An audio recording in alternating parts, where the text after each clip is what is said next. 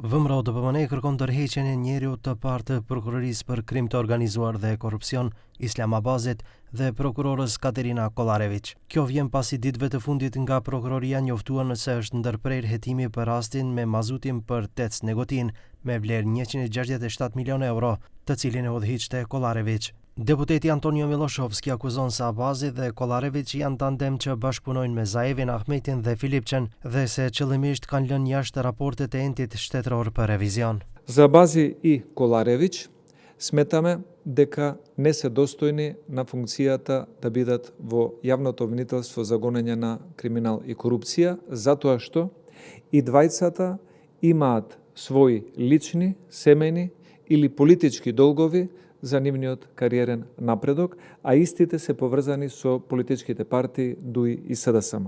Затоа, уште еднаш, повикуваме Советот на јавни обвинители да се позанимава со овој случај, да го истражи постапувањето на Абази и на Коларевиќ и да утврди кои намерни или ненамерни пропусти се направени. Kryeministri Kristian Mickoski reagoi ashpër ndaj vendimit të prokurorisë për mbylljen e lëndës për mazutin, pas së cilës menjëherë kontaktoi prokurorin publik Nenad Saveski.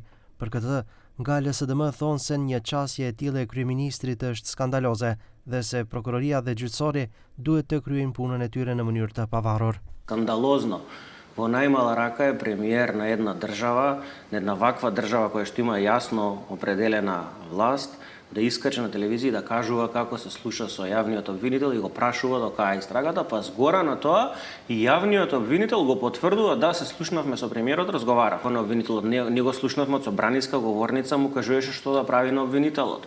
Па после тоа добиваше некакви чувства за некакви пресуди, се закануваше према опозиција. Në lëndën për furnizimin me mazut për Tec Negotin, ishin përfshirë ish drejtori e SMS Vasko Kovacevski, i cili momentalisht është në Arati, si dhe pronari i kompanisë RKM Ratko Kapushevski dhe pronari i Pucko Petrol Asmir Jahoski.